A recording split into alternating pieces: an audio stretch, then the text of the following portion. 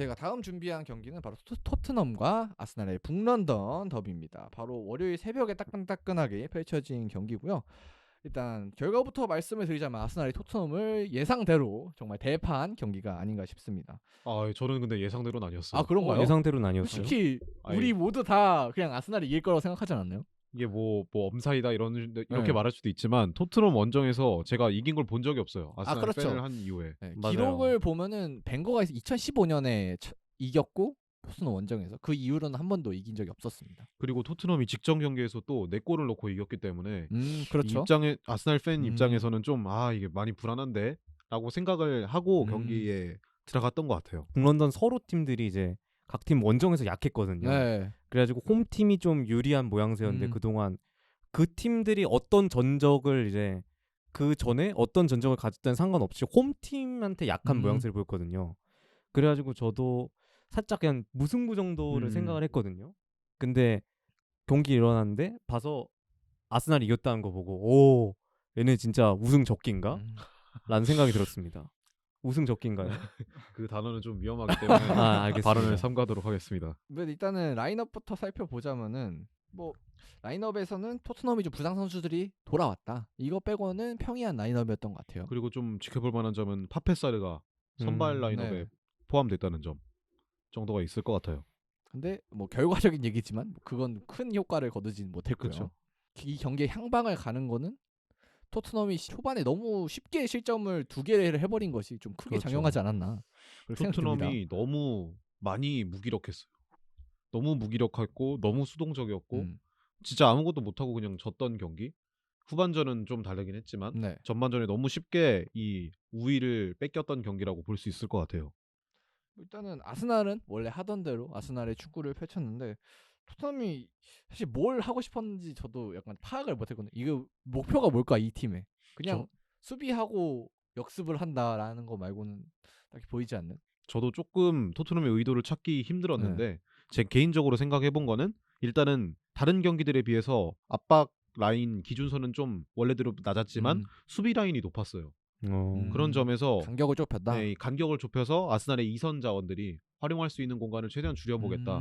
이게 뉴캐슬 전에 아스날 대 뉴캐슬 전에 뉴캐슬이 이런 식으로 해가지고 아스날이 굉장히 고전했던 그런 경험이 있거든요. 콘테 입장에서는 이제 뉴캐슬이 아스날이랑 좀 대등한 비슷한 경기를 보여주면서 아스날을 잘 막아냈으니까 그 경기를 보면서 참고를 했을 거다라는 말씀이시네요. 우리 이런 식으로 막고 우리 역습은 손흥민, 케인이 있으니까 이런 식으로 진행을 해보겠다라고 생각을 했던 것 같은데 그러면서 토트넘이 조금은 라인을 높게 형성을 했는데 토마스 파티를 확실히 막지 못했던 게 아무래도 좀 컸죠.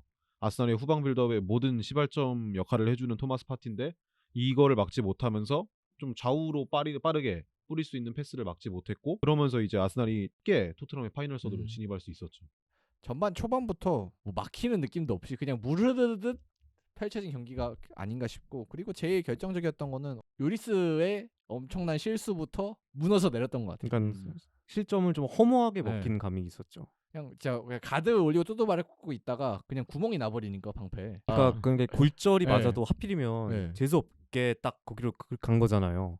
근데 굴절이라 뭐 어쩔 수 없다고 생각은 하긴 하지만 그게 요리스라서 그동안 좋은 활약을 보여줬던 요리스라서 좀 더 실망스럽다는 생각이 있는 편입니다. 요리스가 월드컵 이후로 계속 이렇게 몇 장면이 나오거든요. 계속해서. 좀 약간 이제 에이징 커브라고 그러죠. 좀 확실히 토트넘 입장에서도 요리스의 후대를 생각해야 될 시기가 오고 있다는 생각이 들긴 했어요. 일단 토트넘은 이날 경기의 컨셉 자체가 무조건 수비. 우리는 전반에 무조건 수비 실점 안 하고 간다. 이 스탠스로 딱 들고 나왔거든요. 딱 라인도 좁히고 앞뒤 간격도 줄이고 그다음에 양옆 간격도 줄이고 완전히 거의 아틀레티코 마드리드를 보는 것 같은 딱 그런 수비 진영이었어요.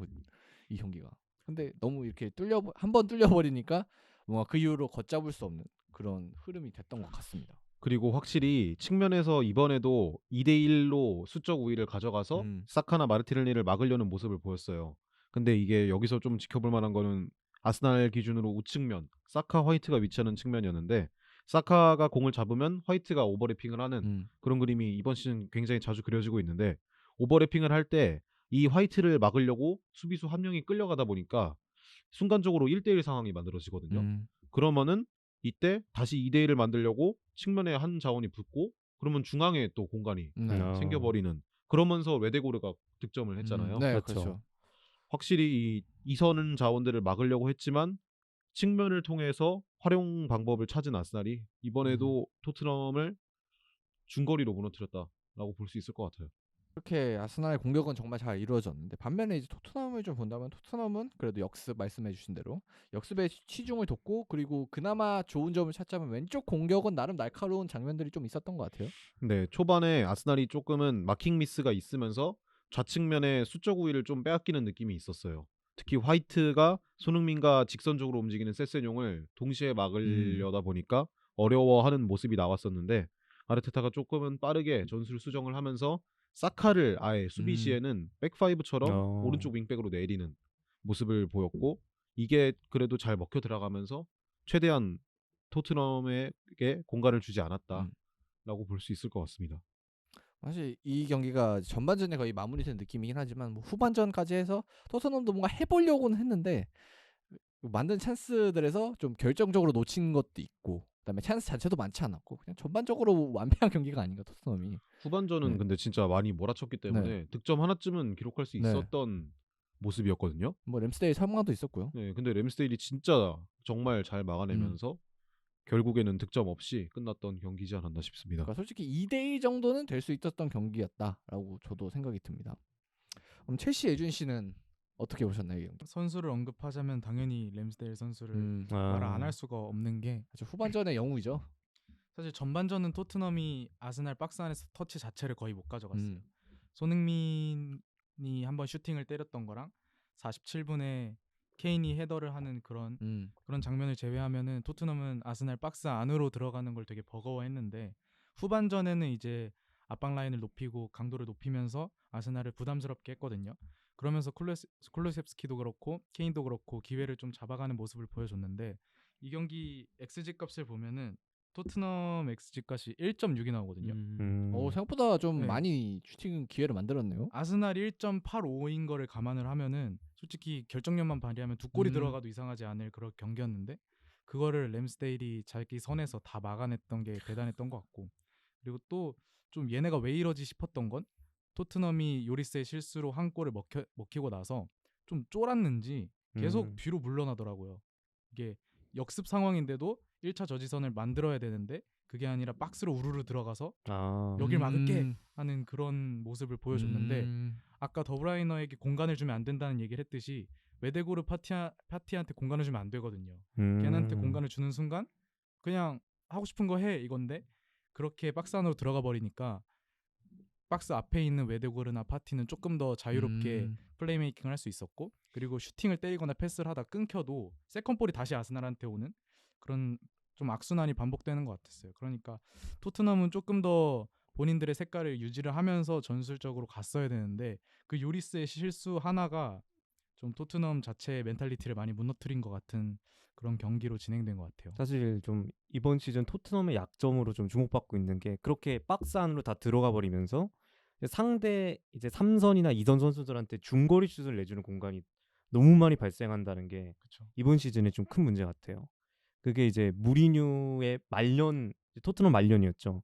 그때에서도 지적받던 문제점인데 이런 문제점이 또다시 반복이 된다면은 이제 콘테 체제도 딱히 안정적일 수는 없다라는 생각이 들기 시작했어요. 토트넘이 수동적인 전술을 콘테 뭐 무리뉴 콘테 이런 식으로부터 계속 사용해서 해왔는데 근데 너무 약간 뭐 수정적인 거 좋고 뭐 그래서 이기면 상관이 없는데 이 과정과 결과 모두 설명이 안 되는 축구가 계속 나오다 보니까 팬들의 불만도 점점 커져갈 것 같아요. 사실 뭐 스쿼드의 뭐 문제 이런 거와 관계없이. 네, 사실 뭐 그동안 이기면 됐지라는 생각으로 좀 경기를 보던 팬들이 많았는데 요즘은 경기 결과도 못 가져온 일이 많아지니까 좀 팬들의 인내심이 이제 좀 차오르기 시작하는 것 같아요. 이제 터질 날만을 기대하고 있는 게 아닌가 싶기도 하면서 좀 멘탈이 좀 걱정이 됩니다.